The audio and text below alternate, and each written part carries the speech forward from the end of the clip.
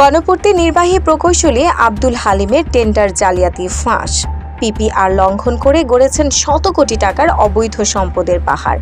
অভিযোগ হলেও অদৃশ্য বলয়ের দাপটে থেমে আছে তদন্ত। লিফট দুর্ঘটনায় 2 প্রাণহানি, জাতীয় মানবাধিকার কমিশনের রুলও উপেক্ষিত। বিস্তারিত দেখুন চৌধুরী ইমরান বিন বাশারের 3 পর্বের ধারাবাহিক অনুসন্ধানী প্রতিবেদনের প্রথম পর্বে। গৃহায়ন ও গণপূর্ত মন্ত্রণালয়ের অধীনে গণপূর্ত অধিদপ্তর দেশের গুরুত্বপূর্ণ সরকারি স্থাপনা নির্মাণ ও রক্ষণাবেক্ষণের দায়িত্বে নিয়োজিত। প্রতি বছর এই অধিদপ্তরের মাধ্যমে হাজার হাজার কোটি টাকার কাজ বাস্তবায়িত হয়। অভিযোগ রয়েছে, এই বিপুল অর্থের সুযোগ কাজে লাগিয়ে একটি শক্তিশালী ঠিকাদারি ও প্রকৌশলী সিন্ডিকেট দীর্ঘদিন ধরে টেন্ডার ব্যবস্থা নিয়ন্ত্রণ করে আসছে। সেই সিন্ডিকেটের অন্যতম সদস্য হিসেবে ঢাকা গণপূর্ত ইএম বিভাগ 10 এর নির্বাহী প্রকৌশলী মোহাম্মদ আব্দুল হালিমের নাম উঠে এসেছে। সূত্র জানায়, কমিশনের বিনিময়ে কাজ দেয়া, প্রকল্প বাস্তবায়ন না করেই বিল উত্তোলন, ঠিকাদারের সঙ্গে অর্থ ভাগাভাগি, পিপিআর লঙ্ঘন করে দরপত্র আহ্বান এবং ভুয়া পাক্কলনের মাধ্যমে সরকারি অর্থ আত্মসাতের একাধিক অভিযোগ রয়েছে তার বিরুদ্ধে। এসব অভিযোগের মধ্যে 2024 সালে গাজীপুর শহীদ তাজউদ্দিন আহমদ মেডিকেল কলেজ হাসপাতালে লিফট দুর্ঘটনায় পরপর 2 জন রোগীর মৃত্যুর ঘটনা ঘটে। 2024 সালের 12 মে হাসপাতালের একটি লিফটে প্রায় 45 মিনিট আটকে থেকে এক রোগীর মৃত্যু হয়। স্বজনদের অভিযোগ, লিফটের ত্রুটির বিষয়টি জানানো হলেও সংশ্লিষ্ট নির্বাহী প্রকৌশলী বিষয়টি গুরুত্ব দেননি। ঘটনার 5 মাস পর 1 অক্টোবর একই ভবনের 10 তলায় পুনরায় লিফট দুর্ঘটনায় আরেকজনের মৃত্যু হয়। প্রত্যক্ষদর্শীরা জানান, লিফটের দরজা খুলে গেলেও ভেতরে লিফট না থাকায় তিনি নিচে পড়ে মারা যান।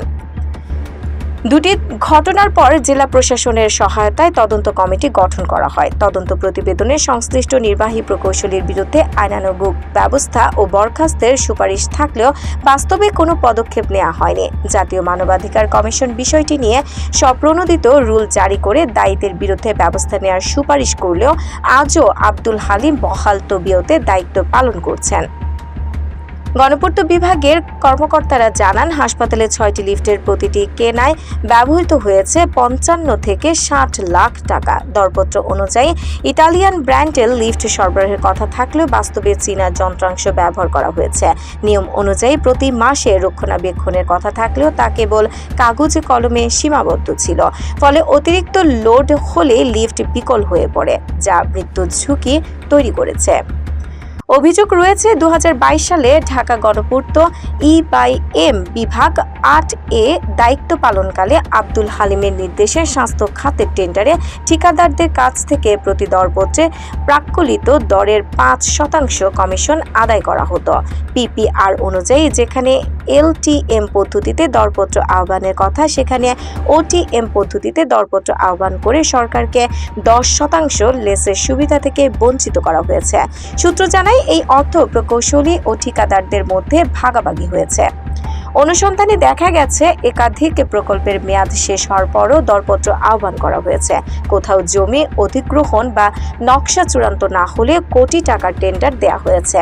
স্থানীয় ঠিকাদাররা জানান, নির্দিষ্ট কয়েকটি প্রতিষ্ঠান ছাড়া অন্যদের দরপত্র জমা দেওয়ার সুযোগ দেওয়া হয়নি। গণপূর্ত ইএম বিভাগ 10 এ জামিমা এন্টারপ্রাইজ ও জাফর ব্রাদার্স নামের 2টি ঠিকাদারি প্রতিষ্ঠানের নিয়মিত কাজ পাওয়া নিয়েও অভিযোগ রয়েছে।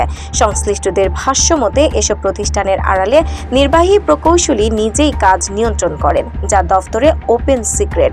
ভূমি অফিস সূত্রে জানা যায়, আব্দুল হালিমের নামে ঢাকায় একাধিক জমি ও বাড়ি রয়েছে। মোহাম্মদপুর এলাকায় তার নামে থাকা 2টি জমির আনুমানিক বাজার মূল্য 100 কোটির বেশি বলে ধারণা করা হচ্ছে। এছাড়া দেশের বিভিন্ন জেলায় জমি ও ফ্ল্যাট কেনার তথ্য মিলেছে। সরকারি চাকরিতে যোগদানের অল্প সময়ের মধ্যে এত সম্পদের মালিক হওয়া নিয়ে প্রশ্ন তুলেছেন স্থানীয়রা। 2টি মৃত্যুর ঘটনা, জেলা প্রশাসনের তদন্ত প্রতিবেদন, জাতীয় মানবাধিকার কমিশনের সুপারিশ এবং পাহাড়সম দুর্নীতির অভিযোগ থাকা সত্ত্বেও কেন নির্বাহী প্রকৌশলী আব্দুল হালিমের বিরুদ্ধে কার্যকর ব্যবস্থা নেওয়া হয়নি, এই প্রশ্নই এখন জনমনে ঘুরছে। সংশ্লিষ্টদের মতে, নিরপেক্ষ তদন্ত হলে টেন্ডার কারসাজি ও অবৈধ সম্পদের প্রকৃত চিত্র সামনে আসবে। অভিযোগের বিষয়ে জানতে একাধিকবার যোগাযোগ করা হলে সাংবাদিক পরিচয় পেয়ে মোহাম্মদ আব্দুল হালিম হালিম ফোন কেটে দেন। দর্শক, পরবর্তী পর্বে থাকছে আরো বিস্তারিত জানতে চোখ রাখুন অগ্রযাত্রা প্রতিদিনে। অগ্রযাত্রা প্রতিদিন।